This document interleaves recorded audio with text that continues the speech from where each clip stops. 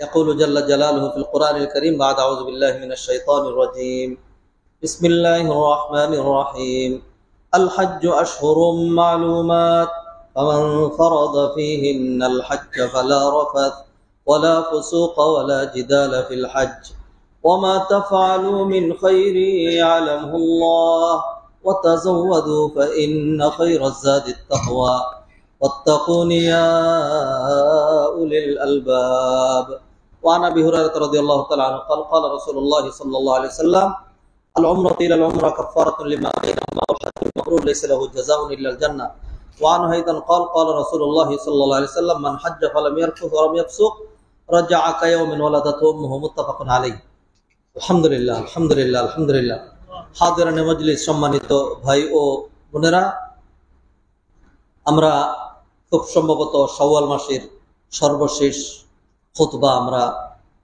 প্রদান করছি। শাওয়াল মাস এটা হজের অন্যতম মাস। শাওয়াল, জিলকাদ, জিলহজ এই তিনটি মাস হজের মাস।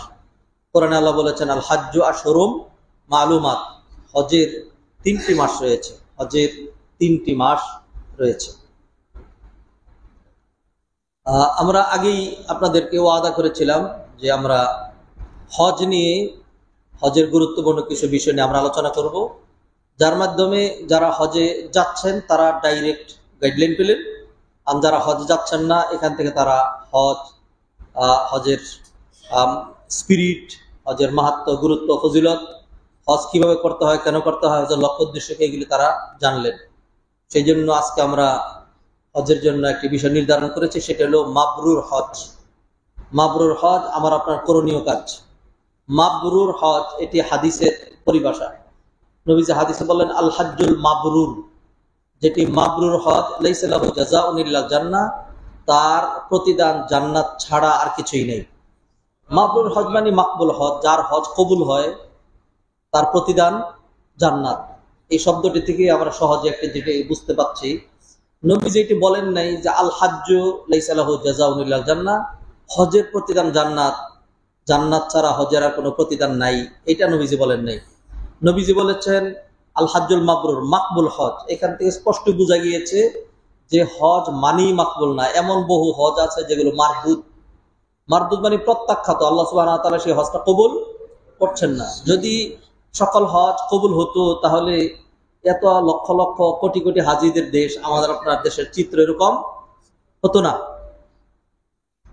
আমরা দেশটিতে যতই সামনে এগোতে চাই ততই যারা দেশের, জাতির, দিনের, আদর্শের শত্রু তারা ততই আমাদেরকে এইভাবে পিছিয়ে দেয়। বিশৃঙ্খলা, মারামারি, হানাহানি, কাটাকাটি, হিংসা, বিদ্বেষ, বিরোধিতা, একজন আরেকজনের সাথে লেগে থাকা, পরশ্রী কাতরতা, অন্যায়কে প্রমোট করা এবং যেটি কল্যাণ সেটিকে মাটি চাপা দেওয়া, এটা কেন যেন আমার আপনার রন্ধ্রে রন্ধ্রে, আমার আপনার রক্ত, মাংস, অস্থি, মজ্জায়, মেজাজ, চিন্তা, চেতনায় এমন ভাবে বসে গিয়েছে যে এই জাতি মনে হয় প্রতিজ্ঞা করে বসেছে যে আমরা কল্যাণ চাই না, জান্নাত চাই না, উন্নতি চাই না, অগ্রগতি চাই না, শান্তি চাই না, নিরাপত্তা চাই না। আমরা শুধু চাই যে নিজেরা মারামারি, কাটাকাটি, হানাহানি এগুলি করে আমরা মরবো।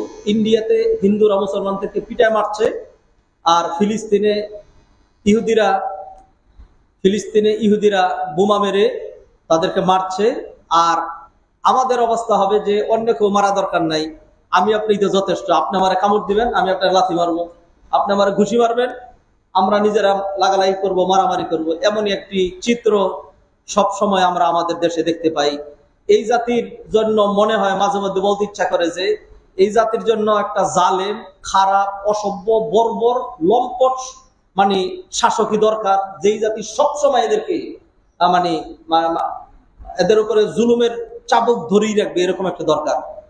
মানে অধিকাংশ মানুষের অবস্থা এরকম।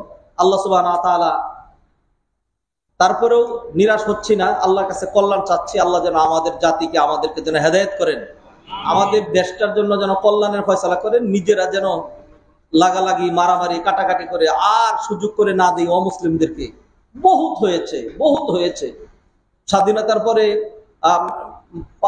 প্রায় 54 বছর অতিক্রান্ত 54-55 বছর অতিক্রান্ত হয়ে গেল, একটা মানুষ দুইটা জেনারেশনের মধ্যে চলে গিয়েছে, অলরেডি 2 জেনারেশন চলে গিয়েছে। এখনো যদি আমরা সফলতার মুখ দেখতে না পাই, তাহলে কবে দেখব? আপনাদেরকে দুঃখের সাথে কিছু জিনিস আমি বলতে বাধ্য হচ্ছি। হজ নিয়ে আলোচনা করব, আগে একটু ইঙ্গিত করছি। দেখুন, এই কয়েকদিন আগে যেটি গঠিত হয়েছে, যেটি আমাদের যিনি অন্তর্বর্তীকালীন সরকারের প্রধান, তার কাছে পেশ করা হয়েছে নারী সংস্কার কমিশন। নারী সংস্কার কমিশন, নারী সংস্কার কমিশনের যে সকল ধারা এবং দীর্ঘ যে প্রতিবেদন দাখিল করা হয়েছে, এই প্রতিবেদনের মধ্যে কি কি আছে, দুই চারটা জিনিস আপনাদেরকে আমি শোনাই। 1 নাম্বার, এই প্রতিবেদনের 11তম অধ্যায়ের 11.3 সাব পয়েন্ট 1 এর ক অনুচ্ছেদে বলা হয়েছে, নারীদের সম্পত্তির সমান উত্তরাধিকার নিশ্চিত করতে মুসলিম ও হিন্দু উত্তরাধিকারী আইন সংশোধন করা জরুরি। অনুচ্ছেদে সম্পত্তিতে সমান উত্তরাধিকার বিষয়টি সরাসরি কোরআনের সাথে সাংঘর্ষিক। সমান অধিকার করতে চান, সমান অধিকার করলে আপনি তাহলে নারীর সংস্কার করলে কি করলেন? নারীর উপকার করলেন না নারীর ক্ষতি করলেন? সমান অধিকার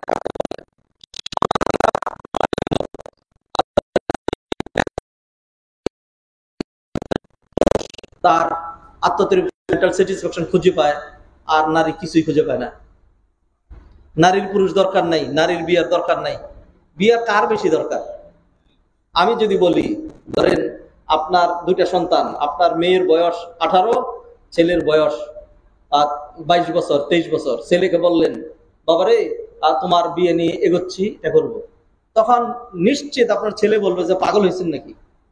কেন? কেন? যে আমার বোন আছে না, তো সে তো তোমার ছোট, হ্যাঁ সে তো তোমার ছোট, তার বয়স 18, তোমার বয়স 22 হয়ে গিয়েছে। তখন ছেলে বলে তাই কি হয়েছে, সে মেয়ে মানুষ, তাকে আগে বিয়ে দিব, তারপরে আমার বিয়ের প্রস্তাব। এটা সেও এরকম বুঝে, আপনি এরকম বুঝেন, সমাজ ওরকমই বুঝে।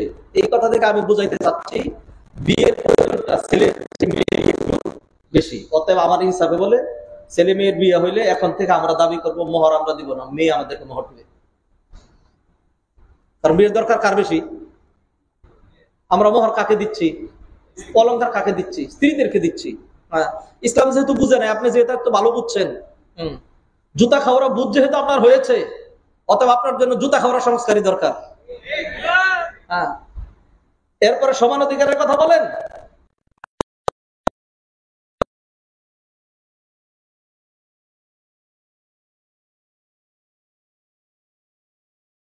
দিয়ে সমান, আপনি শুধু ভোগের সময়, সুখের সময়, শান্তির সময়, মহারের সময়, অলংকারের সময়, বসে থাকার সময়, আরামের সময় শুধু নারীর পক্ষে। আর যখন কাজের প্রশ্ন, যখন গঠনের প্রশ্ন, তখন আপনি মানে অন্য আরেক পক্ষে চলে গেলেন। উট পাখি, আপনি উটের ভূমিকা চলে যাবেন। বুঝা নিতে বললে বলবেন আমি পাখি, আর যদি উঠতে বলা হয় তখন বলবেন আমি উট। এটা কোন ধরনের নীতি? সমান অধিকার কাকে? অতএব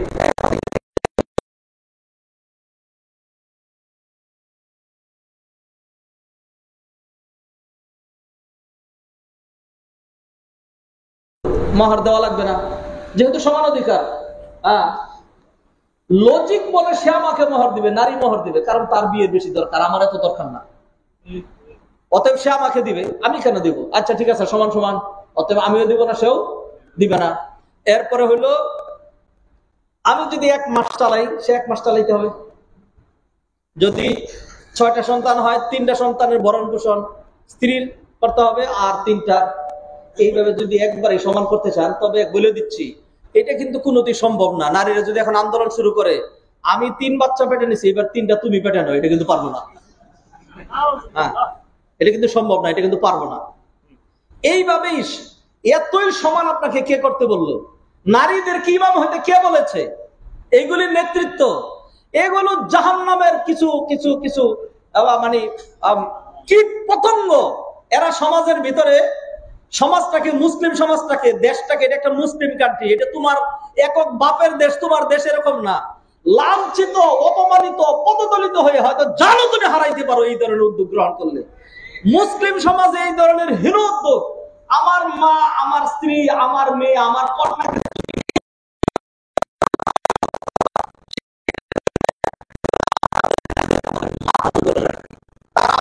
মাথার মুকুট, রাজায় করে রাজ্য শাসন, রাজার মাথায় রানীর আসন। আমরা নিজের ছেঁড়া কাপড় পরি, তাদেরকে নতুন কাপড় পরাই। আমরা নিজেরা না খেয়ে থাকি, তাদের মুখে আনন্দ ফুটাই। এইটাই ইসলাম আমাদেরকে শিখিয়েছে। ইসলাম শিখিয়েছে আল জান্নাতু তাহতা আকদামিল উম্মাহাত, জান্নাত হলো মায়েদের পায়ের নিচে। অতএব তাদেরকে কেন পুরুষের সমান করতে চাও? আল্লাহ তাদেরকে অনেক উপরে উঠিয়ে দিয়েছেন, তুমি টেনে নিচে নামানো তো তাদেরকে কি করা? অবমাননা করা, লাঞ্ছিত করা। নারীর সমান অধিকার সুনিশ্চিত করতে চায়, নারীর সমান অধিকার সুনিশ্চিত করবে। সম্পত্তিতে হিন্দুরা তো মেয়েদেরকে কিছুই দেয় না, কিছুই দেয় না, সব ছেলেরা পায়। ইসলাম ধর্মে মিরাসের মধ্যে ছেলেকে যা দেওয়া হয়েছে, মেয়েকে তার হাফ দেওয়া হয়েছে। আপনি কি সুন্দর বুঝছেন। পড়ালেখা না জানলে, জ্ঞান না থাকলে, মাথার ভিতরে যদি গু এবং গোবর ঢুকে, তাহলে মানুষ এরকম ক্যালকুলেশন করে। সে মনে করে মেয়েরে ঠগাইয়া দিছে। মেয়েরে ঠগাইলো কেমনে? বাবা মারা গেছে, 3 লাখ টাকা রেখে গেছে, একটা ছেলে একটা মেয়ে রেখে গেছে। ইসলাম বলছে 2 লাখ টাকা পাবে ছেলেটা আর 1 লাখ টাকা পাবে মেয়েটা। আপনি মনে করলেন হায় আল্লাহ, সর্বনাশ করছে রে। কারণ আপনি যে পাগল অথবা ছাগল, হিসাব করেন বুঝবেন না।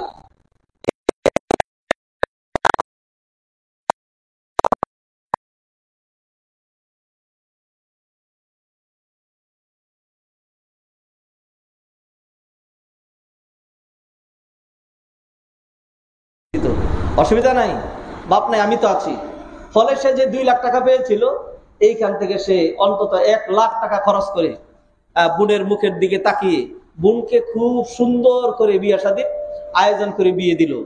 আর ঝগড়া ঝাঁটি করে বললো যে না, আমার বোনকে অন্তত 2 লাখ টাকা মোহর না দিলে হবে না, 2 লাখ টাকা মোহর দিতে হবে। তো বোনকে 2 লাখ টাকা মোহর নিয়ে দিল, নতুন অলঙ্কার দিয়ে পেলো। আর হইলো বাবার এখান থেকে পেয়েছে 1 লাখ টাকা, বাবার এখান থেকে পেয়েছে 1 লাখ টাকা। এরপরে আগে বোন পান্তা ভাত, আলুর ভর্তা, শুটকির ভর্তা, তরি তরকারি কিছু হইলে হইলো, না হইলে নেবে চলতো। এখন বোন তার জামাইকে নিয়ে বেড়াইতে আসে, ভাই চিন্তা করে আহারে যদি বাবা থাকতো তাইলে তো কত রকম ইয়া করতো। ঠিক আছে, বাবা নাই, আমারই তো বোন। তখন এই জামাইকে সমাদর করার জন্য তার গরুর গোশত, মুরগির গোশত, ইলিশ মাছ আরো কত কিছু কিনা লাগে, খরচ করেই যাচ্ছে। ছেলেটা যখন বিয়ে করতে যাচ্ছে তখন দেখলো তার হাতে আছে মাত্র 80,000 টাকা। বিয়ে করতে তার লাগে আরো 1 লাখ টাকা, আরো 2 লাখ টাকা। বন্ধু বান্ধব থেকে দাঁড় টার করে সর্বশেষ ওকে মোহর দিয়ে সবকিছু করার পরে এইবার দেখা যাচ্ছে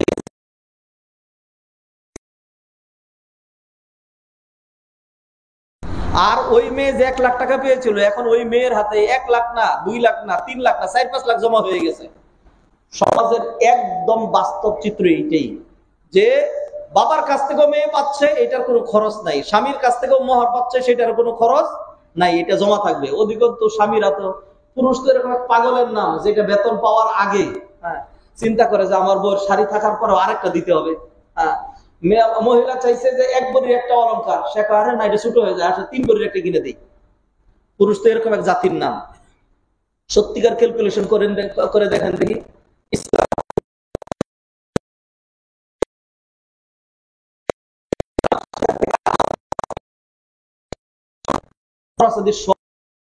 নারীর উপর কোনো দায় দায়িত্ব নাই, তাহলে কম দিল কোথায়? আপনি একজনকে বাজারে পাঠাইলেন, লিস্ট দিলেন 5,000 টাকা দিয়ে, লিস্ট দিলেন কিনতে লাগবে 10,000 টাকা। আরেকজনকে বাজারে পাঠাইলেন, লিস্ট দিয়া টাকা দিয়ে দিলেন 2,000 টাকা, লিস্ট দিলেন 1,000 টাকা। তাহলে 2,000 টাকা নিয়ে কেনাকাটা করে তার 1,000 থাকলো, আর 5,000 টাকা নিয়ে কেনাকাটা করতে গিয়ে তার পকেট থেকে আরো ভর্তি হলো, তাহলে ফলে বেশি পেল কি? এগুলো তো বুঝতে হবে। জ্ঞান এত অপূর্ণাঙ্গ জ্ঞান, আর এত মানে জ্ঞানের নামে প্রতারণা, এইগুলি নিয়ে আপনারা কোরআন হাদিসের আইনের সাথে টক্কর দিতে চান। আউযু বিল্লাহি মিনাশ শাইতানির রাজিম। আল্লাহ সুবহানাহু ওয়া তাআলা যদি হেদায়েত করেন, তাহলে যদি আমাদের জাতি হেদায়েত পায়, নতুবা হেদায়েতের 2 নাম্বার এই প্রতিবেদনের 3-2-3 এর খ অনুচ্ছেদে বলা হয়েছে, জন্ম, মৃত্যু, বিবাহ, তালাকের তথ্য স্থানীয় সরকার প্রতিষ্ঠান ও কাজী অফিসের মধ্যে যাচাইয়ের জন্য তথ্য বিনিময়, ডিজিটাল অ্যাক্সেস ব্যবস্থা করা, যাতে কম বয়সে বিবাহ ও বহু বিবাহ রোধ করা যায়। বুঝছেন তো, বহু বিবাহ যাতে রোধ করা যায়। তাইলে আমাদের যে 40 লক্ষ 50 লক্ষ মেয়ে আছে,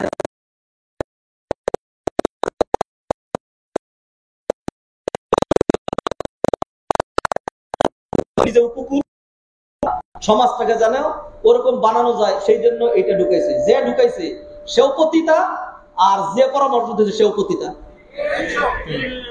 যাতে এইটা করা যায়, সেই জন্য আইন করা দরকার। 3 নাম্বার,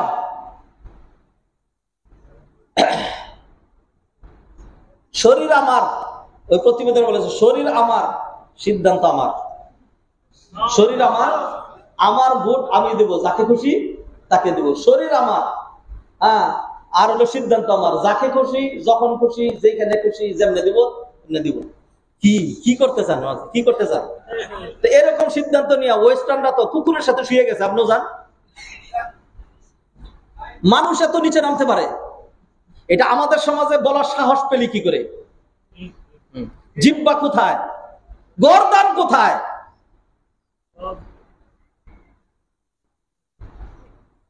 বহু মানুষ পার পায় নাই। এখন নতুন করে আবার সমাজে বিশৃঙ্খলা। আল্লাহ সুবহানাহু ওয়া তাআলা এই জাতির কল্যাণে কি রেখেছেন জানি না। এইটার পিছনে কেউ যদি দৌড়ায়, যে কেউ দৌড়াবে, কোনোভাবে এত সহজ না।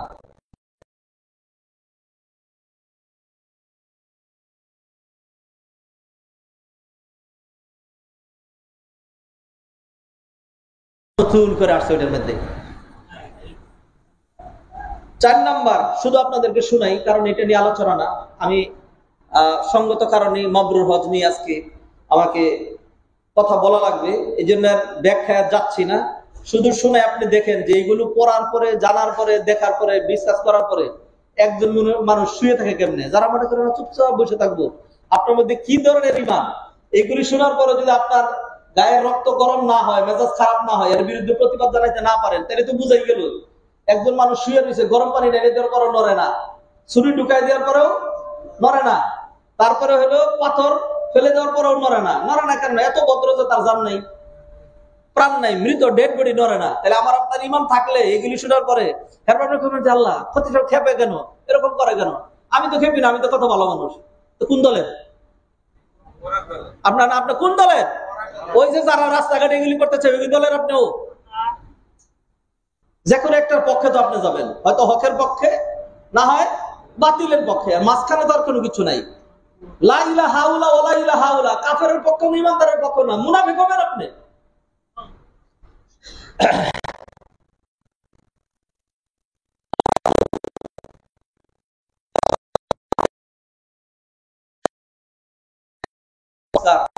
ও মাসিক সম্পর্কে ভ্রান্ত ও নেতিবাচক ভ্রান্ত ধারণা নারীদের, এইগুলি নিয়ে এটা আলোচনা যাচ্ছে না। 5 নম্বর, 4th অধ্যায়ের 4-1 অনুচ্ছেদে বলা হয়েছে নারী ও শিশু সংক্রান্ত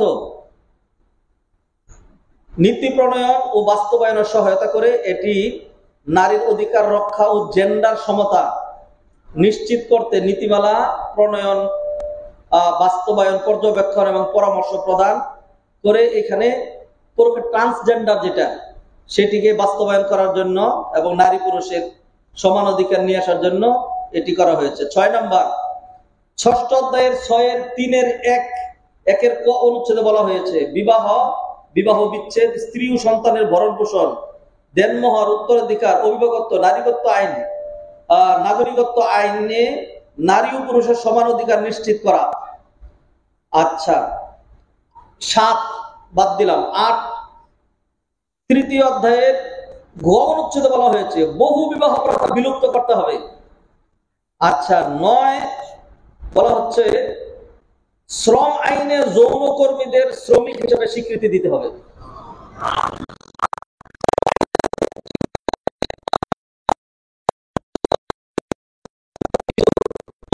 প্রতিবৃত্তি করে বেলায় তাদেরকে স্বীকৃতি দিতে হবে যারা যৌন কর্মী। এর আগে বহু আগে কিন্তু এটা আসতে পারে নাই, আবার নতুন করে একই জিনিস ঘুরে গেলে এইটি বাস্তবায়ন করা লাগবে। পিছন থেকে কেউ খুঁজায়, হ্যাঁ, এটি বাস্তবায়ন করা লাগবে। আউযুবিল্লাহি মিনাশ শাইতানির রাজিম। তাইলে কি মানুষ আর মানুষ থাকবে, সমাজ আর সমাজ থাকবে? তখন তো কোনো আইনে কোনো লজ্জাও না, কোনো কিছু না। তারা তখন বলবে যে আমার আইন আছে যে কোনো জায়গায়। আপনি ধরেন এখন আমাদের এখানে যে একটা ভালো পরিবেশ আছে, আপনি পাবেন না। উত্তরে এখন ভালো আছে, আপনি পাবেন না। দেখবেন উলঙ্গ, বিবস্ত্র অথবা শরীর প্রদর্শন করে এইখানে ওই ধরনের খারাপ মহিলাগুলো ঘুরবে। আমার আপনার ছেলে মেয়ে উঠতি বয়সের যুবক কিশোর যারা আছে এদেরকে নিয়ে করবে, আপনি আইনগতভাবে কিছু বলতে পারবেন না। ওকে যে ধমক দিবেন তখন আপনি আটকে যাবেন। রাষ্ট্রীয় আইনে তাকে তো যৌন করবে স্বীকৃতি দেওয়া আছে, অতএব সে তার কর্ম করার জন্য আপনি যেরকম যে কোনো জায়গায় কাজ করতে পারেন সে এরকম করতে পারবে। রাস্তাঘাট বাস এগুলিতে কোনো পার্থক্য নাই। কোথায় কি অবস্থা হবে সমাজের, এইটা আরেকটা। যাই হোক, সর্বশেষ পয়েন্টটা বলে আমি শেষ করে দিচ্ছি। এগুলোর কাউন্টার প্রতিরোধ, এগুলো কোরআন হাদিসের সাথে কোন কোন দিক থেকে সাংঘর্ষিক, এগুলো ইনশাআল্লাহ আমরা পরবর্তীতে যদি প্রয়োজন হয় তখন আমরা আলোচনা করবো ইনশাআল্লাহ। 10 নম্বর, যেহেতু রাষ্ট্র একটি ইহজাগতিক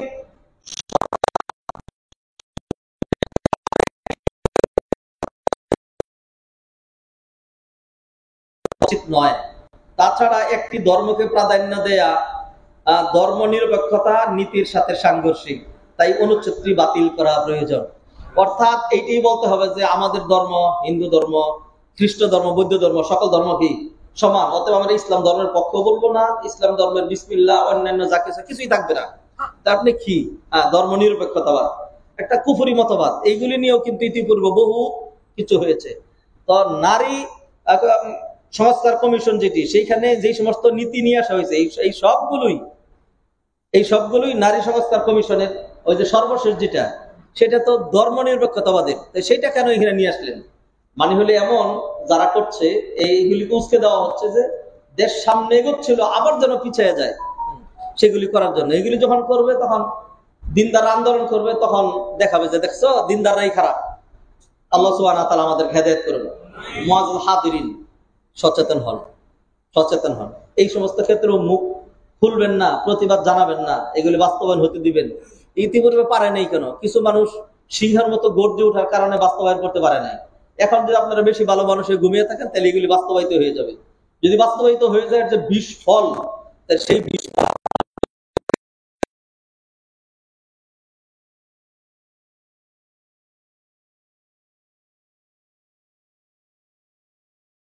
জিলহজ মাস, আমার আপনার কেউ না কেউ হজে যাচ্ছেন, হয়তো আপনি যাচ্ছেন, না হয় আপনার কেউ যাচ্ছে। হজ একটা ব্যতিক্রম ধর্মীয় ইবাদত। হজ এর ফজিলত যেরকম বেশি, গুরুত্ব যেরকম বেশি, মাসালাগত দিক থেকে সম্পূর্ণ ব্যতিক্রম। জীবনে একবার হজ করা লাগে। মানুষ প্রতি বছর জাকাত দেয়, প্রতিদিন নামাজ পড়ে, বছরে একবার রোজা রাখে। এগুলির মাসালা মাসেল একটু আলাদা, হজেরটা একটু আলাদা। রোজা পৃথিবীর যে কোনো জায়গায় রাখলে হয়, হজ রিয়াদও হয় না, জেদ্দাতেও হয় না। হজের জন্য নির্দিষ্ট সময়, নির্দিষ্ট জায়গায়, নির্দিষ্ট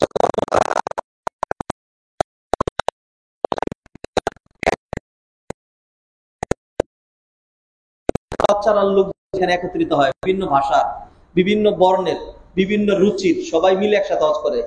বিধায় জায়গা হচ্ছে না, দেশ হচ্ছে না, জাতি হচ্ছে না, মাসালা মাসাইল জীবনে একদম নতুন। সেই জন্য সেগুলো একটু গভীরভাবে জানতে হয়। জীবনে একটা হজ ফজিলত অনেক বেশি। হজটা কেমন হওয়া দরকার? মানুষ হজ করলো, বহু মানুষই হজ করে, হজ করার পরে তিনি সত্যিকার অর্থে হাজি হন না। হজের কোনো মানে শিক্ষা দীক্ষা ইমপ্লিমেন্ট, বাস্তবায়ন তার ব্যক্তি জীবন, পরিবার জীবন, সামাজিক জীবন, রাষ্ট্রীয় জীবনে দেখা যায় না। তাহলে তিনি কি হজ করলেন? প্রতি বছর বাংলাদেশের অন্তত 3 থেকে 4 লাখ মানুষ হজ করে। বাংলাদেশ থেকে যারা যায় তাদের সংখ্যা 1 লক্ষ, 1.25 লক্ষ। যারা আরব কান্ট্রিতে আছে, আমার আপনার আত্মীয় স্বজন যারা চাকরি বাকরি করে, তাদের সংখ্যা এরকম 1-1.5 লক্ষ। অস্ট্রেলিয়া, কানাডা, আমেরিকা, ইউরোপ, সারা বিশ্ব থেকে আরো যারা ছুটে আসে তাদের সংখ্যাও এরকম লক্ষাধিক। ফলে দেখা যায় যে হাজিদের আপনি হজে দেখবেন যেদিকে তাকান খালি বাংলা কথা শুনছেন, সামনে পিছনে ডাইনে বামে সব দিকে বাংলাদেশি। এত মানুষ হজ করে আমাদের, তাহলে আমাদের দেশটার অবস্থা এরকম কেন? কিছু তো অবস্থা আপনাদেরকে শুনাইলাম। এরকম হচ্ছে কেন? হচ্ছে এই জন্য, যেহেতু যারা হজ করছে হজ বুঝে না, হজ চিনে না, হজ জানে না, হজের স্পিরিট, হজের শিক্ষা,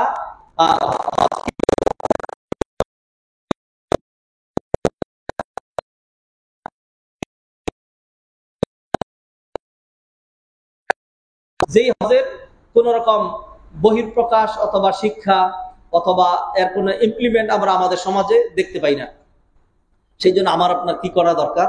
আমি আজকে মাত্র 10টা পয়েন্ট খুব তড়িঘড়ি করে আলোচনা করব।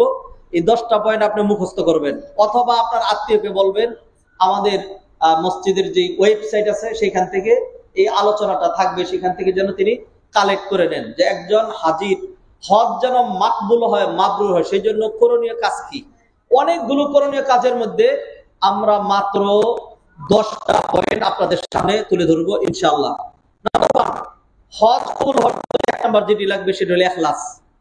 সেটি হলো ইখলাস। যে কোনো ইবাদত কবুল হওয়ার জন্য মৌলিক শর্ত 2টা, একটা হলো ইখলাস আর একটা ইত্তিবাউস সুন্নাহ।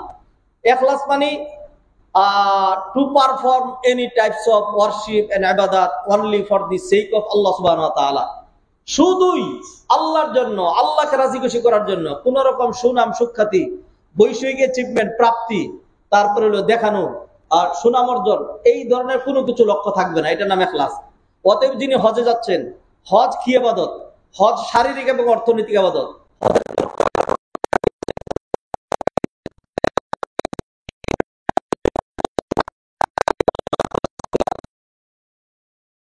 10 লক্ষ টাকার কষ্ট করতে যাচ্ছি, এই কষ্ট এবং এই যে অর্থ খরচ করলেন, দুইটাই যদি আল্লাহর জন্য করতে পারেন তাইলে আপনার সেইখানে এখানে ইখলাস থাকলো, আর নাইলে ইখলাস থাকলো না। যদি সেইখানে গিয়ে যৎসামান্য বিষয় নিয়ে আপনি দেখা গেল হজের স্পিরিট ধরে রাখতে পারলেন না, তাহলে আপনি এত টাকা করেছি, এত টাকা দিয়েছি, এই টাকা যে খরচ করলেন এই টাকাটাই আপনার হজ। অতএব এই হজের আনুষ্ঠানিকতায় যা পান আলহামদুলিল্লাহ, যেটা পাইলেন না ছেড়ে দেন, আল্লাহর কাছে বিচার দিয়ে দেন। যদি আপনার উপর কেউ জুলুম করে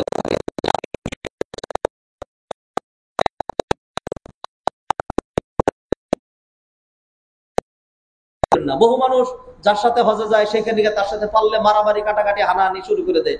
অনেকে বলে যে মক্কায় তো ঠিক আছে, দেশে আসেন, আপনার 12টা বাজাবো, আমি দেখাবো। তা একই তো কথা হলো, ওইখানেও যদি খারাপ নিয়ত করেন তাইলেও কিন্তু আল্লাহ সুবহানাহু ওয়া তাআলা যে ধমক দিয়েছেন, ওমান ইউরিদ ফিহি বিইলহাদিন বিযুলমিন নুযিকহু মিন আযাবিন আলীম, আল্লাহ সুবহানাহু ওয়া তাআলা কঠিন আযাবের ধমকি দিয়েছেন। অতএব ছেড়ে দেন না। আপনি আসা যাওয়া করছেন, তারপরে মুআল্লিম ফি আছে, তারপরে হলো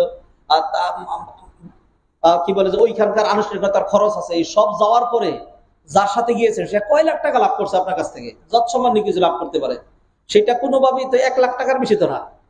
1 লাখ টাকা খেতে সহজ, এইটুকুনের জন্য হজ নষ্ট করে দিবেন? হজ নষ্ট করেন না। তাইলে আপনাকে মনে করতে হবে যে টাকা যেটা খরচ করলাম আল্লাহর জন্য, কষ্ট যেটা করলাম সেটাও কি? টাকা খরচ করে কষ্ট করতে যাচ্ছি, এই মানসিকতায় যদি যেতে পারেন তাইলে যাইয়েন, আর নাহলে খামাখা ফ্যামিলি থেকে ডিটাচ থাকবেন, টাকাও খরচ করলেন, কষ্ট করলেন, কেন, কিসের জন্য? দরকার নাই। অতএব ইখলাস বুঝেন। আপনি হজ, তোয়াফ, সাই, ইহরাম, টাকা খরচ, কষ্ট করা সব যদি এইভাবে মেনে নিতে পারেন যে আল্লাহর জন্য আমি করতে পারবো, তাইলে এটার নাম ইখলাস। আর ইখলাসের যদি ঘাটতি হয়,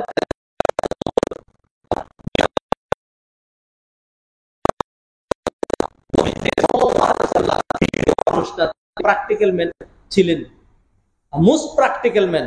কোন কাজ এরকম না যে এই তোমরা করো, আমি আছি, আমি অর্ডার দেনওয়ালা, আমি রাষ্ট্রপ্রধান, এরকম নবীজি করতেন না। খন্দক খনন করার সময় নবীজি তখন রাষ্ট্রপ্রধান, নবীজি অর্ডার দিতে পারতেন যে একদম শক্ত অর্ডার, 1 সপ্তাহ সময় দিলাম, 1000 শ্রমিক, এটা কাটা শেষ হইতে হবে। যদি কাজে কোথাও গাফলতি হয় তার গর্দান চলে যাবে। সাহাবীরা বকরি সহকারে করতেন, নবীজি তা করেন নেই। নবীজি নিজে পেটে খানা ছিল না, পেটে পাথর বেঁধেছেন, তারপরেও তাদের সাথে মিলে কাজ করে। জাবের রাদিয়াল্লাহু তাআলা এমনই বর্ণনা করেছেন, বুখারীর কিতাবুল মাগাজির মধ্যে হাদিসটি রয়েছে।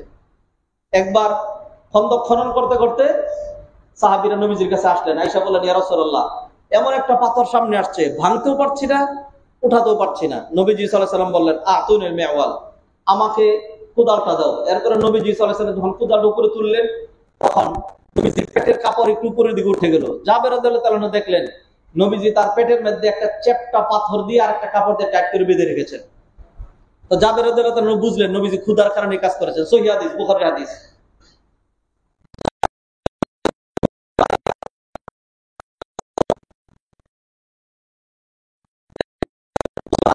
দিলেন নবীজি সাল্লাল্লাহু আলাইহি ওয়াসাল্লাম সবাইকে নিয়ে, সে অল্প একটু রুটি আর অল্প একটু গোশত সবাইকে নিয়ে খেলেন। আল্লাহু আকবার।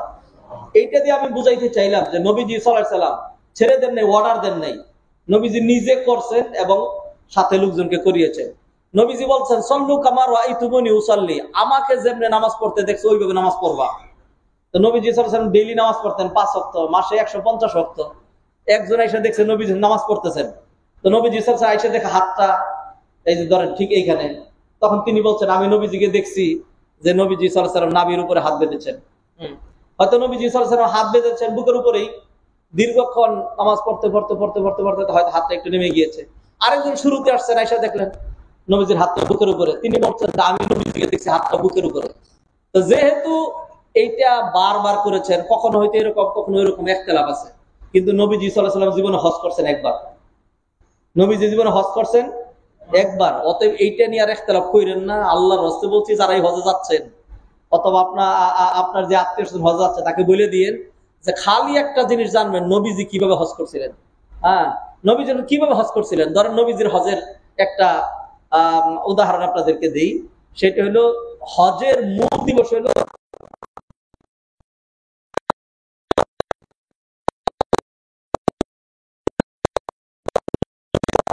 দিনে একদম শুরুর ওয়াক্তেই একটা খুতবা দিছেন। খুতবা দেওয়ার পরে 2 রাকাত যোহর পড়াইছে, সালাম ফিরাইয়া তাসবিহ তাহলিল করেন নাই, দাঁড়ায় গেছেন, 2 রাকাত আসর পরে ফ্রি করে দিয়েছেন। আসরের পর আর নফল নামাজও নাই, হাজিদের আর ওই দিন কোনো নফল নামাজও নাই। আমার আপনার আকল, আমাদের তথাকথিত মৌলবী আমরা যারা, আমরা মনে করি যে আল্লাহ ওই দিন আমি একটু কি নামাজ জানি পরে সালাতুত তাসবিহ, সালাতুত তাসবিহ বললাম না, মিলাদ করলাম না, কোরআন খতম করলাম না, নবী এইগুলোর কথা বলেন নাই। 2 রাকাত যোহর পড়াই দিলেন, 2 রাকাত আসর পড়াই দিলেন, ফিরি এবার থাকো, তোমার ওযুরও দরকার নাই, কিছুই দরকার নাই। এই দিনটা বাকি যে সময়টা আছে তুমি খালি দোয়া করতে থাকো, দোয়ার দিবস। আল্লাহ সুবহানাহু ওয়া তাআলা ঢালাও ভাবে এই দিন ক্ষমা করবে, নবী যেটা করলেন। আমাদের দেশ থেকে যারা যাবে সেইখানে প্রথমেই আরাফার ময়দানের এই একটা কি বলবো যে একটা অনাকাঙ্ক্ষিত চিত্র আমরা দেখি। সেটা হলো যে একদল যোহর 2 রাকাত, আসর 2 রাকাত পড়ছে, আরেক দল বলছে অসম্ভব, আমরা মক্কায় আসছি অনেক দিন আগে, আমরা এখন মুকিম হয়ে গেছি, অতএব আমরা যোহর করবো 4 রাকাত। আর যোহরের সময় যোহর, আসরের ওয়াক্ত হয় নাই, আসর ওয়াক্ত হয় নাই, আসর ওয়াক্ত হইলে তখন আসর। বললাম যে নবীজি যেরকম, নবীজি কিরকম পড়ছিলেন, নবীজি পড়ছিলেন ওইরকম, কিন্তু তবে একটা কিন্তু আছে, কারণ হলো যে নবীজি আর কি বুঝছে,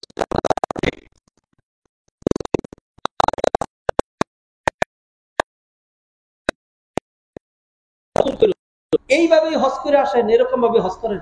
আল্লাহ সুবহানাহু ওয়া তাআলা যদি তখন এটা বলেন যে আমার হাবিবের তরিকা ছাড়া অন্য তরিকা হজ করছো, আমি হজ কবুল করবো না, তখন আপনি করবেনটা কি?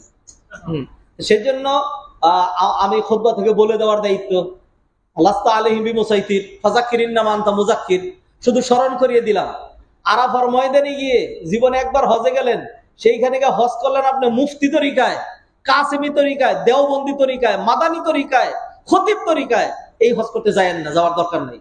যদি হজ করতে যান তাহলে এইভাবে প্রতিজ্ঞা করে যাবেন, হজ করব নবী তরিকায়, হজ করব নবী তরিকায়। এইটাও তিতা লাগে, নবীজির কথা বললে সেটাও তিতা লাগে, ও মুফতির কথা বললে সেটা খুব ভালো লাগে। হ্যাঁ, আল্লাহর রাস্তে বলছি, একেবারে আল্লাহকে সাক্ষী রেখে বলছি, আমাদের তরিকায় নয়, মাদানী তরিকায় নয়, কোন তরিকায় নয়। আমরা যেটা কথা বলি সেটা হলো নবীজি সাল্লাল্লাহু আলাইহি সাল্লামের তরিকায়। হজ কেমনে করা লাগবে নবীজি শিখাই গেছেন। নবীজি আগে বলেন নাই, 10ম হিজরিতে তিনি হজ করলেন, তখন বললেন খুদু আন্নী মানাসিকাকুম, তোমরা আমার থেকে হজ শিখে নাও, লাআল্লি লা আলকাকুম বাদা আমি হাযা আবাদা, হইতে পারে এই দিনের পরে তোমাদের সাথে আর আমার সাক্ষাৎ হচ্ছে না। শিখে নাও। অতএব আমার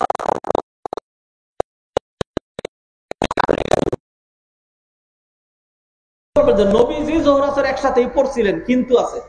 আমি আমারই ক্লাসমেট, বাংলাদেশের বড় একজন মুফতি, বড় আলেম, নাম বললে চিনবেন, তাকে সে আরাফার ময়দানেই ধরলাম যে মাগরিব এসা তো ঠিকই দেরিতে পড়ছেন, মুজদালিফায় পড়ছেন। বললো যে হ্যাঁ ওইটা পড়ি, ওইটা তো মাগরিবের রক্ত তো আগে গেছে, সেই জন্য। আর এইটা পরে আসর পড়েন না, কারণ আসর ওয়াক্ত হয় নাই।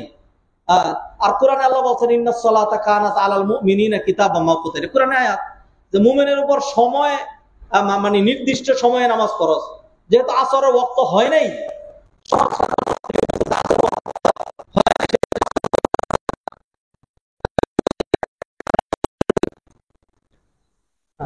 যে এই আয়াতটা আপনার নানার উপরে নাজিল হয়েছিল, এই আয়াতটা নাজিল হয়েছে কার উপরে?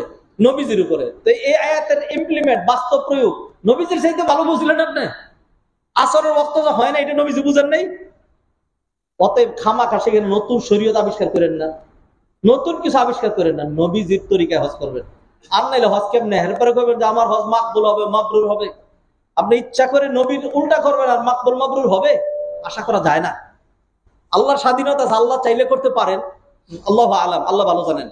সেই জন্য মাবরুর হজের জন্য 10টা করণীয় কাজ আপনাকে বলবো, সেখানে 2টা বললাম। 1 নম্বর হলো অ্যাবসলিউটলি 100% কষ্ট করবো আল্লাহর জন্য, টাকা খরচ করবো আল্লাহর জন্য, চোখ নিয়ন্ত্রণ করবো আল্লাহর জন্য, জবান নিয়ন্ত্রণ করবো আল্লাহর জন্য, সকল কিছু টার্গেট হবে একমাত্র আল্লাহর সন্তুষ্টি, এটার নাম ইখলাস।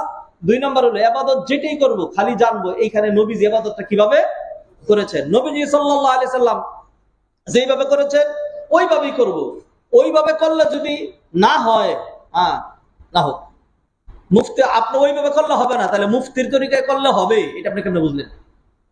নবীর তরিকায় করলেই হচ্ছে না, তাহলে আপনার তরিকায় করলে কেমনে হবে, এটা কেমনে বুঝলেন?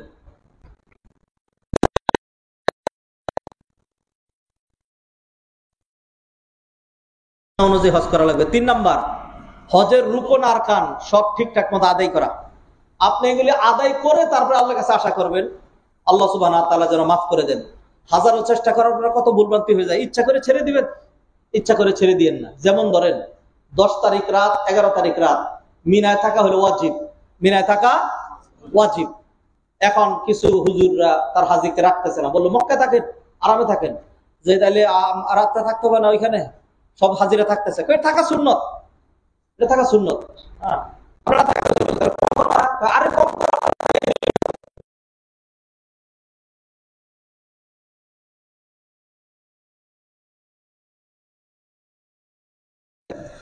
আমার দিয়ে দেন, তাইলে হয়ে যাবে। হ্যাঁ, এইভাবেই করতেন। হাজিরে নিয়ে আপনি মক্কায় শুয়ে রাখবেন, মিনায় থাকতে দিবেন না। সকল উলামায়ে কেরামের মতে মিনায় রাত্রি যাপন করা 10 তারিখ এবং 11 তারিখে ওয়াজিব। কিছু কিছু আলেম বলছেন সুন্নত। আচ্ছা, আমি ধরলাম সুন্নত, মেনে নিলাম সুন্নত। সুন্নত যেটা কিসের সুন্নত? এটা তো হজের সুন্নত, এটা তো হজের সুন্নত। হজ যেরকম বড়, এর সুন্নত অত বড়। ব্যাঙের পা, ব্যাঙ যেরকম ছোট তার পাও ছোট। টিকটিকির পা, টিকটিকি যেরকম ছোট তার পাও ওরকম ছোট। তো 10টা টিকটিকি যদি আমার গায়ের মধ্যে লাফ দিয়ে পড়ে আর পাড়া মারে, কিছুই হবে না। কিন্তু একটা হাতি যদি পাড়া দেয়, তাহলে হাতি যেরকম বড়, হাতির পা ওরকম বড়। হজ যত বড়, হজের সুন্নত তত বড়। সুন্নতটাই ছেড়ে দিলেন কেন? কেউ যদি মারিদ হয়, অসুস্থ হয়, অপারগ হয়, পারছে না, তার মাসালা তো আলাদা, তার মাসালা আলাদা। সেই জন্য বলছি হজের রুকন আরকান ওয়াজিব এগুলোকে হেলায় খেলায় উড়াই দিয়েন না। এইটার জন্যই যাচ্ছেন, এইটার জন্যই যাচ্ছেন। সেই জন্য তো আল্লাহ শর্ত করে দিয়েছেন, ওয়ালিল্লাহি আলান নাসি হিজ্জুল বাইতি মান ইসতাতা ইলাইহি সাবিলা। যাদের শক্তি সামর্থ্য আছে তারা হজ করবে, যাদের শক্তি সামর্থ্য নাই তারা কি করবে না? হজ করবে না।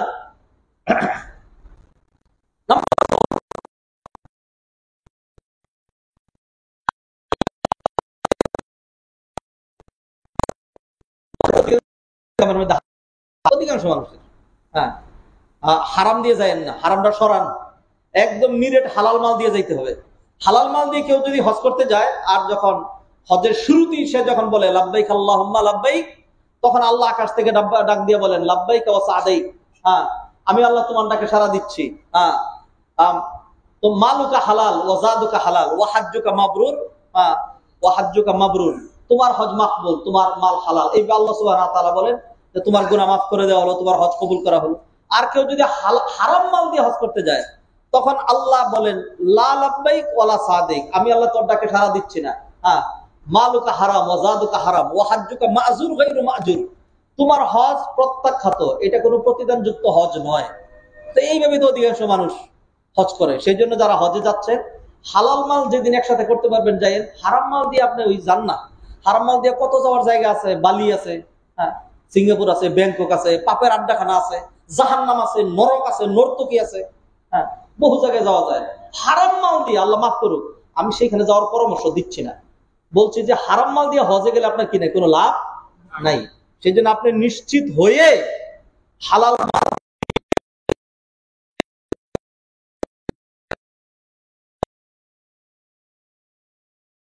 মাদানী তরিকায় করা না, মুফতির তরিকায় না, দেওবন্দি তরিকায় না, কাসেমি তরিকায় না, খতিবের তরিকায় না, বাংলাদেশি তরিকায় না, ইন্ডিয়ান তরিকায় না, অন্য কোনো তরিকা না, নবী তরিকায়। নবী যে যেমন হজ করছেন সেইভাবে করেন না, এটা হলো ইত্তেবাউস সুন্নাহ। 3 নাম্বার, হজের রুকন আরকান ওয়াজিবাত সব ফিল আপ করা। 4 নাম্বার হলো হালাল মাল দিয়ে হজ করা। 5 নাম্বার আল ইহতিরাজ মিনার রাফাস, রাফাস থেকে মুক্ত থাকা।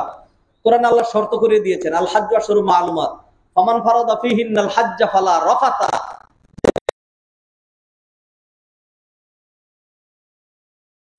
এর মানে কি? মানে হলো জবান রিলেটেড যে কোনো গুনাহকে বলা হয় রাফাত। গীবত, মিথ্যা, আরেকজনকে কষ্ট দেওয়া, গালমন্দ করা ইত্যাদি জবান রিলেটেড যত গুনাহ আছে এটাকে বলা হয় রাফাত। তাহলে জবানের হেফাজত করতে হবে, জবানের হেফাজত করতে হবে। এই হলো 5। 6 নাম্বার, ওয়ালা ফুসুকা, কোন রকম পাপাচারে লিপ্ত হতে পারবে না। মানুষকে মারধর করা, কারো উপর জুলুম করা, কোনো কিছু কেনাকাটা করে টাকা না দিয়ে চলে আসা, অথবা তওয়াফ করতেছিলেন, একজন হয়তো আপনার সাথে ধাক্কা লাগছে, ইচ্ছা করে কুনি মেরে দিলেন।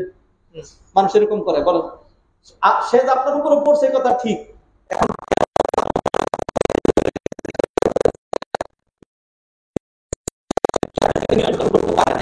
আপনি ইচ্ছা করে চিনস আমারে, কিরকম মেরে দিলেন একটা ঘুষি, তাইলে আপনি এই ফুসুকটা করলেন, তাইলে আপনার হজ কবুল হবে না। এগুলো আল্লাহ শর্ত করে দিয়েছেন।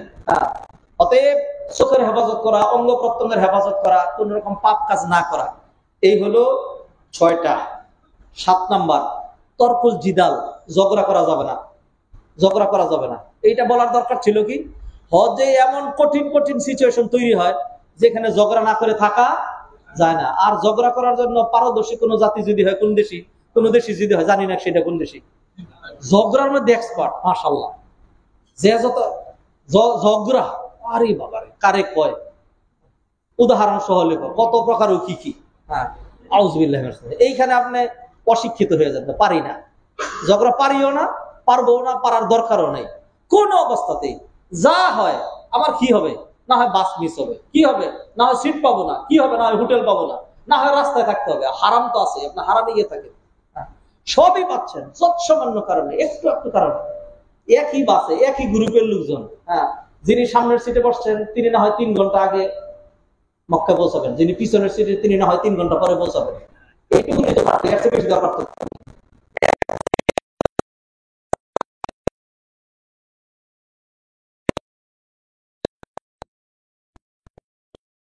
এইটুকুনি ঝগড়া করেন না, কোনো চিনে ঝগড়া করেন না, নিজের গ্রুপের কারোর সাথেও না, অন্য কারোর সাথেও না।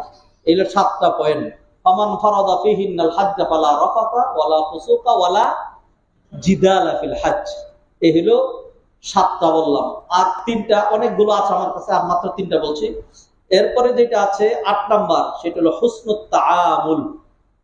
হুসনুত তাআমুল, হুসনুত তাআমুল, মানুষের সাথে ভালো ব্যবহার করা, মানুষের সাথে ভালো ব্যবহার করা, মিষ্টি হাসি, মিষ্টি কথা, বিনম্রতা, তারপরে মানুষের সাথে মুসাফা করা, তারপরে ছাড় দেওয়া, মানুষকে ক্ষমা করা, সালাম দেওয়া ইত্যাদি। হুসনুত তাআমুল, ভালো ব্যবহার, গুড কন্ডাক্ট, গুড বিহেভিয়ার।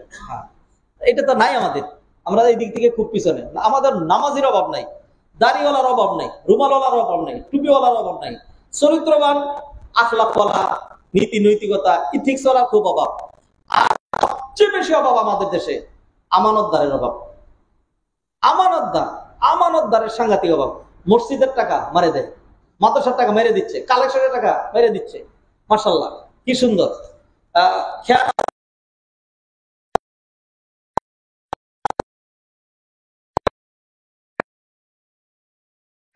আমাদের মধ্যে, আলেম ওলামাদের মধ্যে নেই, মসজিদ মাদ্রাসার কমিটির মধ্যে নেই। কি করবো, দুঃখ এটা।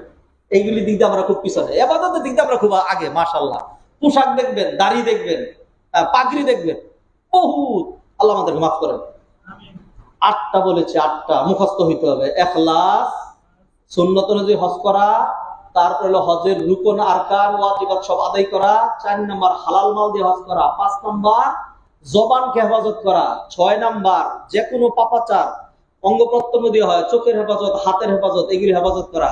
7 নাম্বার, কোনোভাবেই ঝগড়াঝাটি করা যাবে না। 8 নাম্বার বলছি good conduct, good behaviour.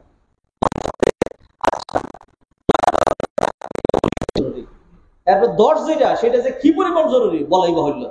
9 number, সেটা হলো ওয়াল কাযিমিন আল গায়জ, ক্রোধকে নিয়ন্ত্রণ করা। ক্রোধ, রাগ, যেই রাগ মানুষকে জানোয়ার বানিয়ে দেয়, ক্রোধ নিয়ন্ত্রণ করা। রাগ আছে, রাগ তো থাকতে হবে, যার রাগ নেই সে কি মানুষ নাকি?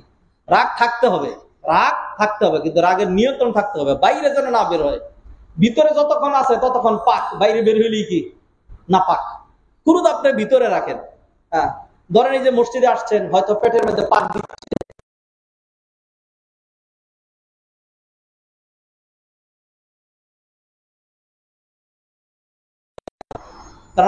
কি বেরিয়ে গেছে, ভিতরেরটা বাইরে বের করে দিয়েছেন। তা আপনি রাগ ভিতরে আছে রাইখা দেন, এরকম করে হজ হয়ে যাবে। বের করে দিলেন, রাগ দেখাই ফেললেন, হজ হবে না, আপনার হজ হবে না। এই জন্য রাগ নিয়ন্ত্রণ করা লাগবে। রাগের জায়গা মক্কায়, রাগের জায়গা মদিনায়, রাগের জায়গা হজের মধ্যে, রাগের জায়গা হাজিদের সাথে। হ্যাঁ, কার সাথে রাগ দেখাইছেন? ওই বেটা তো আল্লাহর ঘরের মেহমান। আপনি তো হয়তো হারাম মাল দিয়ে গেছেন, না হয় বেড়াগিরি দেখানোর জন্য গেছেন, আল্লাহ মাফ করুক। সেই জন্য আল্লাহর রাস্তা মনে করবেন, হাজিদের মধ্যে আমার স্ট্যাটাস সবচেয়ে কম, আর বাকিদের সবার স্ট্যাটাস অনেক বেশি। নিজের একদম পানির সাথে মিশিয়ে দিবেন, আল্লাহ আপনার মান মর্যাদা বাড়াই দিবেন, আপনার হজ হয়ে যাবে, আপনার জন্য জান্নাত ওয়াজিব হয়ে যাবে, আপনার জীবন সুন্দর হবে, সব ভালো হবে। রাগটাকে নিয়ন্ত্রণ করতে হবে। সর্বশেষ পয়েন্ট যেটি আলোচনা করছি, সর্বশেষ পয়েন্ট, সেটি হলো এক কথায় সবার জন্য, আপনিও কাউকে বিদায় করার সময় বলে দিবেন, হজে যাচ্ছেন, আমার একটা কথা মনে রেখেন, একটা কথা মনে রাখবেন তো, আমি তো আপনার বন্ধু, আমি তো আপনার ভাই, একটা কথা মনে রেখেন, একটা মনে রাখলেই চলবে, খালি একটা, খালি একটা। সেইটার নাম হলো ধৈর্য, পেশেন্স, সবর। সবর সবর সবর সবর সবর সবর করা লাগবে। খুব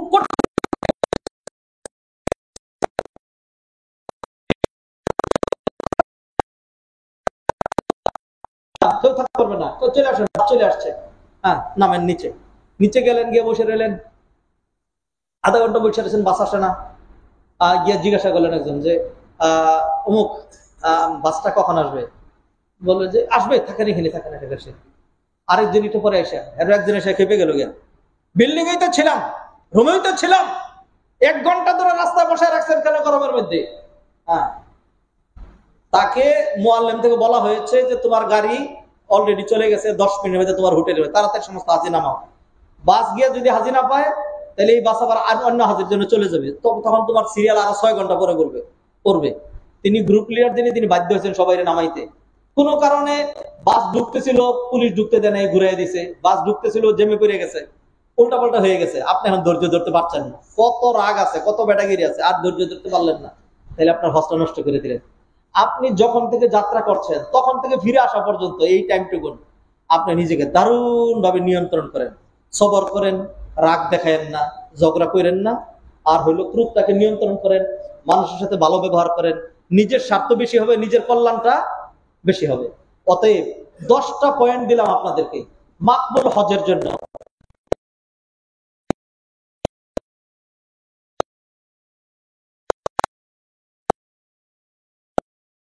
10টা সবার জন্য সাংঘাতিক জরুরি। 1 নাম্বার, সকল ইবাদত কার জন্য করা? আল্লাহর জন্য। সব ইবাদত অন্য কোন তরিকায় নয়, নবীর তরিকায় করা। 3 নাম্বার, যে কোনো ইবাদতের ফরজ, ওয়াজিব, সুন্নত এগুলিকে গুরুত্ব দেওয়া। 4 নাম্বার, হালাল মাল দিয়ে ইবাদত করা। নামাজ পড়বেন, সেখানে হালাল মাল লাগবে। রোজা, সাহারি খাচ্ছেন, হারাম সাহারি কিনে হারাম টাকা দিয়ে লাভ হবে কি? আপনার লাভ হবে না। হারাম টাকা দিয়ে যাকাত দিচ্ছেন, হারাম টাকা দিয়ে মসজিদ মাদ্রাসা বানাচ্ছেন, কিছু বিন্দুমাত্র লাভ হবে না।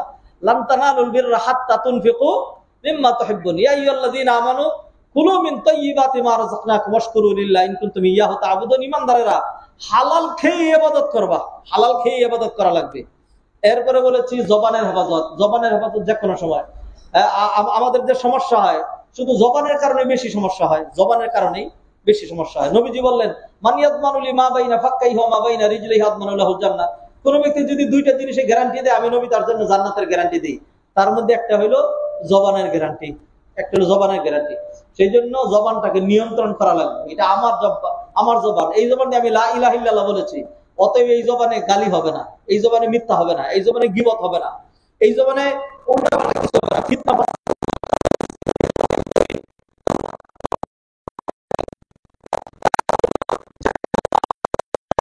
হেফাজত করা, লজ্জাস্থানের হেফাজত করা, হস্তপদ যুগলের হেফাজত করা, মানুষের অন্যায় না করা। এটা তারপর বলেছে ঝগড়াঝাটি না করা, ঝগড়াঝাটি না করা। ঝগড়াঝাটি কোনো ভালো স্বভাব না, ভালো কাজ না। আর 8 নম্বরে যেটি বলেছি সেটি হলো গুড কন্ডাক্ট, গুড বিহেভিয়ার, ভালো ব্যবহার। ভালো ব্যবহারের কারণে খুব সহজে জান্নাতে যাবে। আর অনেক ইবাদত করবেন, ব্যবহার খারাপ, জাহান্নামে যাবেন। নবীজি সাল্লাল্লাহু আলাইহি সাল্লামের সামনে একজন মহিলার কথা আলোচনা করা হলো। এই মহিলা অনেক দান সদকা করে, অনেক নামাজ পড়ে, সব ভালো। তবে কোনো মানুষের সব ভালো থাকে না, তারও একটা নেগেটিভ আছে।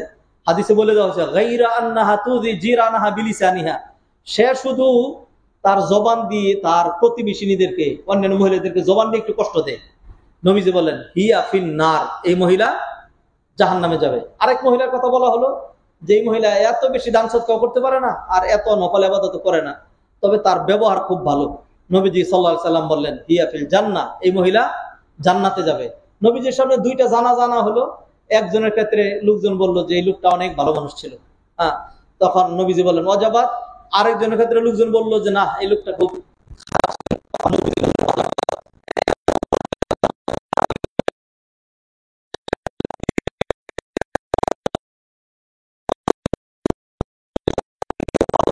সেই জন্য আমি বলেছি তার জন্য জান্নাত ওয়াজিব হয়েছে। আর এই লোকের ক্ষেত্রে তোমরা বলছো লোকটা খুব খারাপ ছিল, সেই জন্য বললাম এই লোকের জন্য জাহান্নাম ওয়াজিব হয়েছে। আপনি মারা যাওয়ার পরে মানুষ কোনোদিন এটা বলবে না যে আরে লোকটা অনেক ভালো ছিল, সবসময় লম্বা জুব্বা পরতো, আরে লোকটা খুব ভালো ছিল, সবসময় পাগড়ি পরতো, এটা বলবে না। মানুষ বলবে যে আরে এমন ভালো মানুষ ছিলেন, দেখা হলে মিষ্টি হাসি দিয়ে কথা বলতেন, খুব ভালো মানুষ ছিলেন, যে কেউ জড়াইয়া ধরতেন। আরে এমন ভালো মানুষ ছিলেন, ঈদ আসলে আমাদেরকে বাড়িতে বাড়িতে ঘুরে ঘুরে বা বলতেন এই ঈদের বাজার করছো, ধরো এই যেটা নাও, এই ধর 500 টাকা নিয়ে কিছু কেনাকাটা করিস। এরকম এরকম এরকম ভালো মানুষ ছিলেন। তো মানুষ কাকে ভালো মানুষ বলবে? বলতে এটা বলবে যে এই লোকটা অনেক ভালো মানুষ ছিল, এত ভালো, আমি যে না খায় থাকছি তবু আমার দিকে তাকায় নাই। হ্যাঁ, এই লোক খালি সেজদাই করে থাকতো, এরে ভালো বলবে? জীবনে বলবে। সেই জন্য ব্যবহার ভালো লাগবে। এবং লাস্ট দুটো পয়েন্ট যেটি, সেটি হলো ক্রোধ। ক্রোধ মানুষকে এমন পর্যায়ে নেয়, তার নিজের ক্ষতি করে, পরিবারের ক্ষতি করে। এই যে সংসারের বিচ্ছেদগুলি যে হয় শুধু ক্রোধের কারণে, রাগের কারণে। এরপর এসে বলে হুজুর খুব রাগ হয়ে গেছিলাম, হিতে জ্ঞান ছিল না, আমি তো তালাক দিয়ে ফেলছি, এখন কি চান? না, এটা ছাড়া তো চলবে না, আমাদের 2টা বাচ্চাও আছে তো। হ্যাঁ, আর কোনো কাজ হবে না। আপনি তো বুঝছিলেন, কেমনে তালাক দিচ্ছেন? তো এইখানে দাঁড়ায় বলছি 1 তালাক, পরে আর শরীরে আরেকখানে বলছে আরেক তালাক।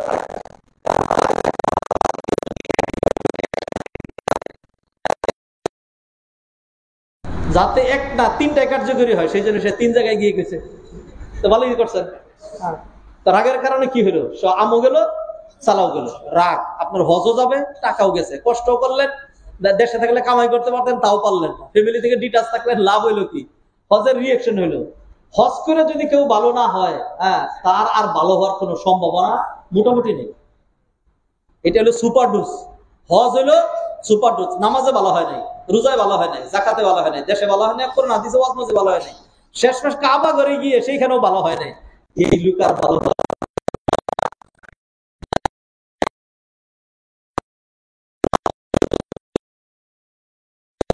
সবাইকে, আমরা তাদেরকে তাদেরকে আমাদের আত্মীয় স্বজন যারা যাচ্ছে তাদেরকে, সারা বিশ্ব থেকে যারা আসছে সবাইকে, সারা বিশ্বের সকল মুসলমানকে আল্লাহ সুবহানাহু ওয়া তাআলা মাবরুর এবং মাকবুল হজ করার তৌফিক এনায়েত করেন। যারা এবার যাচ্ছে না, আল্লাহ সুবহানাহু ওয়া তাআলা তাদেরকে তৌফিক এনায়েত করেন, আগামী বছর তারা যেতে পারে, না হয় তার পরের বছর যেতে পারে, সবাই মাকবুল হজ করতে পারে, আল্লাহ সেই তৌফিক এনায়েত করেন। আকুল কওলি হাযা ওয়া আস্তাগফিরুল্লাহ লি ওয়া লাকুম ওয়া লিসাইরিল মুসলিমিন ফাস্তাগফিরুহু ইন্নাহু হুয়াল গফুরুর রহিম।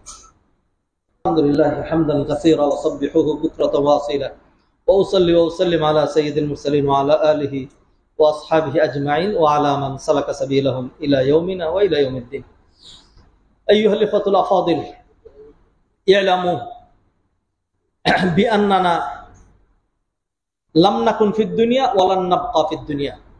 আওজাদানা আল্লাহু সুবহানাহু ওয়া তাআলা ওয়া খালাকানা ওয়াস্তাহদাফা মিন ওয়ারা'i খালকিনা হাদাফান নাবিলা ওয়া গরাদান আযীমা আলা ওয়া হুয়া আন নুহসিনাল আ'মাল ওয়া আন নাতাখাল্লা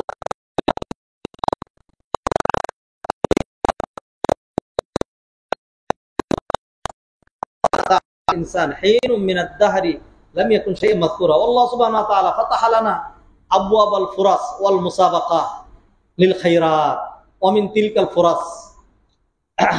তিলকাল ফুরাস শাহরু রমাদান ওয়া মিন তিলকাল ফুরাস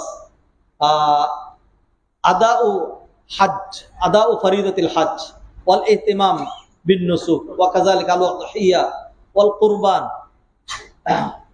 আল্লাহ সুবহানাহু ওয়া তাআলা ইয়াকুল ফাস্তাবিকুল খায়রাত আল্লাযীনা ইয়ানমুনা লিআদাই ফারিদাতিল হজ আলাইহিম আন ইয়াতাআল্লামু মা হুয়াল হজ ওয়া মা হিয়া শুরুতুহু ওয়া আরকানুহু ওয়া মা হিয়া শুরুত লিআন ইয়াকুনাল হজ্জু হজ্জাম মাবরুরা ওয়া ক্বাদ যাকারনা ফিল খুতবাহ আল উলা আশারাত শুরুত লিআদাই ফারিদাতিল হজ ইবতিদাআন মিনাল ইখলাস ওয়া ইত্তিবা'i সুন্নাতি নবী সাল্লাল্লাহু আলাইহি ওয়াসাল্লাম ওয়াল ইহতিমাম বিল ফারায়েদ ওয়াল ওয়াজিবাত ওয়া আদাউল হজ বিল মাল আল হালাল ওয়া والحفاظ على اللسان وعلى الأعين وعلى الجوارح وكذلك الابتعاد عن الجدال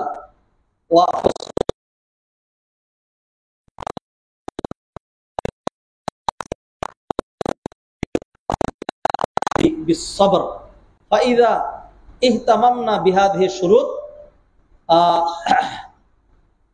يرجى أن يكون الحج حجا مبرورا وإذا كان الحج حجا مبرورا فللحج المبرور بشارة عظيمة كما قال النبي صلى الله عليه وسلم الحج المبرور ليس له جزاء إلا الجنة صلوا على النبي البشير فإن الله سبحانه وتعالى أمرنا بالصلاة والتسليم على النبي صلى الله عليه وسلم فقال إن الله وملائكته يصلون على النبي يا أيها الذين آمنوا صلوا عليه وسلموا تسليما اللهم صل على محمد وعلى آل محمد كما صليت على إبراهيم وعلى آل إبراهيم إنك حميد مجيد وارض اللهم عن الخلفاء الراشدين أبي بكر وعمر وعثمان وعن علي رضوان الله تعالى عليهم أجمعين وعنا معهم بكرمك وجودك وإحسانك يا أرحم الراحمين اللهم أعز الإسلام والمسلمين وأذل الشرك والمشركين والكفر والكافرين اللهم انصر المجاهدين في كل مكان اللهم انصر إخواننا المستضعفين في كل مكان اللهم انصر إخواننا المسلمين في كشمير وفي الهند وفي